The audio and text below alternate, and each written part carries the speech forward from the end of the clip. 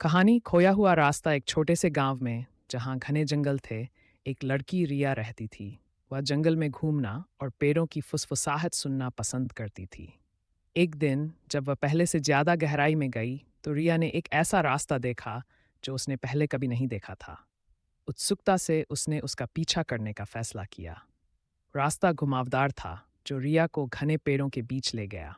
जैसे जैसे उसने यात्रा की, रिया को एहसास हुआ कि वह खो गई है। रास्ता हवा में गायब हो गया था और वह अब उन्हीं पेड़ों के बीच थी जो होड़ावस्था में दिख रहे थे। रिया ने निराश होकर ऊपर देखा। रिया ने बहादुरी के लिए एक पेड़ पर चढ़ाई की। ऊपर से उसने दूरी में एक रोशनी देखी। एक लालटेन हवा में धीरे धीरे झूल रही थी। रिया रात के समय लालटेन के पीछे चलती रही और धीरे धीरे उसके गांव के आकार अंधेरे में उभरने लगे। रिया ने पाया कि लालटेन उसके दादाजी का था। कहानी खोया हुआ रास्ता। एक छोटे से गांव में जहां घने जंगल थे, एक लड़की रिया रहती थी। वह जंगल में घूमना और पेड़ों की फुसफुसाहट सुनना पसंद करती थी।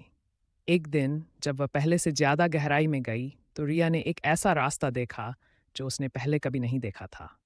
उत्सुकता से उसने उसका पीछा करने का फैसला किया। रास्ता घुमावदार था जो रिया को घने पेड़ों के बीच ले गया। जैसे जैसे उसने यात्रा की, रिया को एहसास हुआ कि वह खो गई है।